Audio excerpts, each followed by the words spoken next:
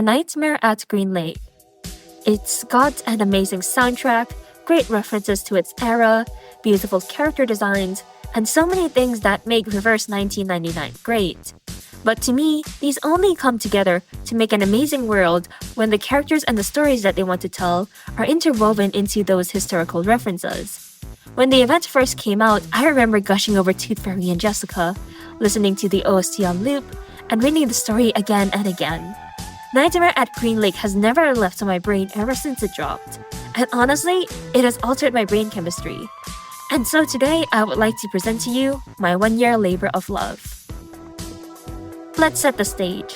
Nightmare at Green Lake takes us to the 1990s, the era of It, Scream, and a time where slasher movies were extremely popular. The visuals, the character arts, the soundtrack, and in general, the vibes of this event all tie back to horror movies. In this patch, Reverse 1999 pays homage to the great horror movies of the past, such as the Halloween trilogy, Suspiria, and the dark red in the seasonal skins for X, Sotheby, and Buckhorn Bloom, which I really love since historical references were one of the reasons why I got into the game. Another reason why I find Reverse 1999 so fascinating are the character designs, which perfectly summed up by Tooth Fairy, Jessica, Blondie, and Horrorpedia. Tooth Fairy's mysterious yet slightly unnerving design adds to the horror vibes, while Blondie's fashion sense paints a clear picture of the era we are in. The crop top, the jeans, the earrings, I know what you are. Jessica being a servitor also adds to the mystique of the world filled with arcanum, and Horrorpedia being a member of the St. Pablo Foundation shows us more of the world as well. 1.2 utilizes every single facet of horror movies, from the cliched setting of the abandoned campsite in the dark woods, to the classic monsters like the dead bride and the butcher, and even the story beats. Like every other media out there, horror movies have tropes. They have stereotypes. With each and every trope and stereotype getting more and more overused, it seems like we know everything about the movie and its characters. However, that is a mere assumption, a mere stereotyping of the cast and the story itself. While tropes can help define a genre's identity, it doesn't mean that all movies from that genre are the same. We're often told in-game that humans will be humans, arcanists will be arcanists. That arcanists hate humans to their very core, and the same can be said for arcanists with humans. We see how management dictate discriminates against humans, and in the event story, we see humans make snide remarks about the St. Pavlov Foundation. While there are people like that who exist, not everyone is like that.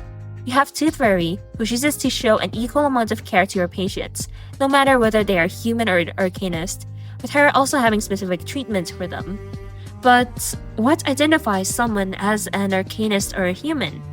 Is it the blood coursing through their veins, or is it how they see themselves?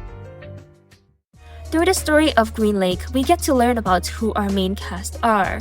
Not just their names and their faces, but also what they stand for, what they enjoy doing, and what they see themselves as. We get to know about who they truly are, beyond the tropes and stereotypes that are imprinted onto them. We can group the new characters into two groups, Tooth Fairy and Horrorpedia, and Blondie and Jessica. I'll first start with Tooth Fairy since I already mentioned her. At a first glance, Tooth Fairy we get in the game is very similar to the Tooth Fairy we have in real life. Our Tooth Fairy collects teeth, much like how the game's Tooth Fairy does. The Tooth Fairy in our world is a figure that comforts us as children when we have lost a tooth, and the same can be said for Reverse's Tooth Fairy as she sings her songs. You can draw so many parallels between these two, but there is one glaring difference between both of them, and it is the fact that one encourages stepping forward into the future, and the other's existence does the exact opposite. In the words of Tooth Fairy herself, heading towards the future means growing up, means teeth falling, and new life. But something else is also growing up. It's us. It's in our early childhood years we discover who we are and want to be in the future. Tooth Fairy experienced her first taste of the Tooth Fairies when she was 7, being plagued by countless toothaches before that. The wings of the Tooth Fairy released an aroma of gardenia mixed with peppermint oil.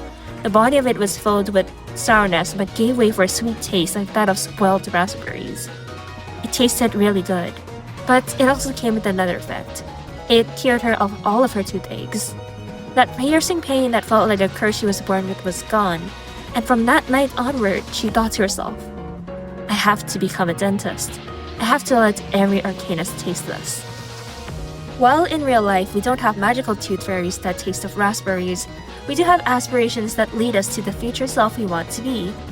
That wish that Tooth Fairy had when she was a child shaped the Tooth Fairy we see today. But this is why what she stands for is the antithesis of our real world's Tooth Fairy. Parents of children who believe in the Tooth Fairy feel comforted by that their children still hasn't grown up too fast, that they'll still be a child and nothing more. Reverse's Tooth Fairy celebrates growing up to be your own person, to embrace your own individuality and dreams. And that is exactly what Tooth Fairy does in the event story. She helps Blondie come to embrace the self she has suppressed for years for the sake of finding a place to belong to, and she guides Blondie to help her deal with the person she has made Jessica into.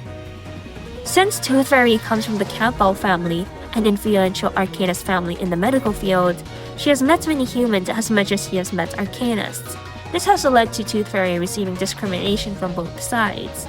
Although through lip service her classmates say that she's different, deep down Tooth Fairy knows that there's malice seeping from their words. Tooth Fairy at her very core wants to save people. When she accidentally runs over a child, she immediately saves him and then goes to treat his sickly mother as well. When she hears the new drug that her professor is working on can save thousands of cancer patients, both humans and arcanists, she's on board without asking questions. And when she finds out that the drug rejects the properties of both ingredients and is harmful to humans on first dosage, we get the iconic scene where she punches her very own professor for only looking for monetary gain when lives are at stake. Tooth Fairy is very principled and focused on her goals, which fits with her star flatus, showing her desire to reach for the stars. The reason why I put Horpedia in the same group as Tooth Fairy is because he is the same. His name is a proclamation of love towards horror movies. When I first saw that he was of the mineral flatus, I was a bit confused, but upon closer inspection at his medium and the way he acts, it all made sense. Horpedia often responds to others with reason first. People may be quick to judge that he is uncaring, but he just expresses his care in a different way. In the story, when he accidentally breaks Bronny's camera, he tells her to act reasonably about it even though she is rightfully upset. But when Horpedia hears Jessica comforting Blondie, he tells her that he'll buy a new one despite the sky-high price tag. He acts as a grounding force to the story, making sure that the cliched bits are bearable through self-awareness. It is through his knowledge of horror movies that he's able to help the cast navigate through the situation at Green Lake. Even though horror movies are illogical, the ability for a horror movie to deliver us answers depends on logic or lack thereof. To put it simply, Horpedia is unapologetically himself. People may find him weird and eccentric, but that doesn't matter to him. Like the saying goes, he is cringe, but he is free. He fully embraces who he is. He even wears a limited edition merch of the movies he likes, shown by his See Through the Truth limited series frames. Having to repress your interests and who you are will turn this world into a lonely one. The reason for my latest YouTube hiatus was because I felt like I could only play certain games or make videos on certain things. It was painful having to put a leash on passions and my thoughts and who I am. But I am back now because I don't worry about what people think of my content anymore, so long as I enjoy my work. And this is the reason why I love Blondie and the character she becomes at the end of Nightmare at Green Lake. I feel that she is so well written for a 5-star, and she is one of my favorite Reverse 1999 characters. But before we talk about that, we need to know where Blondie is at the start of the story, and how she might even be one of the most relatable characters that Reverse 1999 has to offer. Blondie comes off as the stereotypical blonde, from the way she dresses to the way she acts. One of her friends that she got to act for her horror movie says that she's only at Vine State College because her father donated 2 libraries to the college. That she doesn't actually care about the horror movie that she's filming for her semester break assignment. I know you're confused as to why I said she's relatable. It's not her wealth, but it's how she had to hide the arcanist part of herself. The part deep down that loves horror movies and designing monsters. The real her. When I described her, I was hiding some aspects of her character from you. If you pay more attention to Blondie and not brush her off like that, you can see that the accessories that she has with her are quite eccentric. She has cheap accessories despite coming from a wealthy family. There is this pink necklace with this pink alien on it. While coming from a luxury brand, she says that she only has it so long as it makes her look like a quote-unquote genuine pink lady. But she actually likes this pink alien a lot. We can see this from her Insight 2 art. And of course, there's the Chucky-inspired doll plushie that she has by her waist, obscured by her hand. People express themselves through how they dress, and while Blondie is masking her interests, you can never truly bury who you are. I said that Blondie may be one of the relatable characters in Reverse 1999 because I'm sure most of us have been through having to hide our love for things like anime or games to fit in and not be judged. Blondie's passion for designing monsters and horror movies is like a star that can't be dimmed, which is like her star of lattice. Despite all the masking, her love still manages to pull through. I don't think that any other flashes would fit her, and that's because, like Tooth Fairy, her childhood aspirations guided her to become the person that she is today. When she was a child, she was always designing monsters, and that sparked the same love for horror in Jessica. When people are doing the things that they love, they are like the shining stars in the sky, and Blondie is no different. It is explicitly said in the story that the reason why Tooth Fairy refused to treat Blondie with the Tooth Fairies at first is because Blondie identified as a human. Tooth Fairy's personal creed is to treat her patients in a way that doesn't go against their beliefs. Through the course of the story, Blondie comes to see that going with what people want of her is doing her no good. When Blondie moved out of Green Lake and into the rich human neighborhood, they didn't want Blondie. They wanted someone Blondie could never truly be, because that role was a shoe that Blondie could never fit. While her human friends ditched her, she came to realize who she wanted to be with the help of Tooth Fairy's guidance.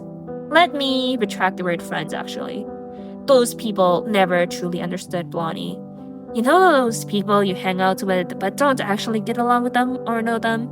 That's what those people are to Blondie. Upon further inspection, it must be pretty lonely and isolating being in Blondie's shoes. But the character who encompasses the theme of loneliness from people being disgusted at their real self still definitely has to be Jessica. Jessica was there by Blondie's side back when she was at Green Lake, and while Blondie never really saw Jessica, Jessica did truly love all of Blondie's stories. Jessica inherited Blondie's love for horror and scary stories, and Blondie was the only company that Jessica had at Green Lake. Jessica could not step out of Green Lake because if she did, people would be weirded out by her appearance as a changeling. She would have to conform to society and be a different person by form. Due to Blondie's influence on Jessica, Jessica became someone who plays with people like toys. This is her doing, and Blondie desperately begs for Jessica to stop. I really like how it is Tooth Fairy, the support that is helping Blondie develop, who calls her back to her senses. But who would want to be alone again when you've finally found a group of interesting people to be with? Who would want to be left alone? And I get that. I was Jessica. I was always hungry for a place to belong, but became so desperate that I disregarded others. Even if Burton and Cruz stayed at Green Lake, one day they would be boring to her. It is because Jessica can never be satisfied with such physical things like gifts or a big room in Blondie's mansion. What she truly needs is human connection and a meaningful life. She needs a place where she doesn't need to hide anymore. As much as Blondie created the monster of Green Lake, she is the one that can quell it. Blondie is the company that Jessica has always desired, and Jessica is the perfect match for Blondie. Blondie has so many interesting and amazing ideas to share with Jessica, and Jessica has never ever underestimated or undervalued Blondie as a person.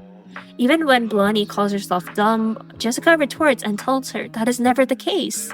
These two are simply made for each other. Both Blondie and Jessica are so similar yet so different. One is seemingly accepted by the community around her while having to hide the arcanist part of her identity, while the other is free to fully be herself, while being outcast by the rest of the world. These two are each other's narrative foils.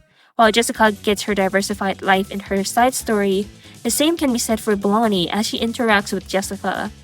Something to also take note of is how Blondie's pastel design with various colors contrasts Jessica's dark hair and more natural color scheme.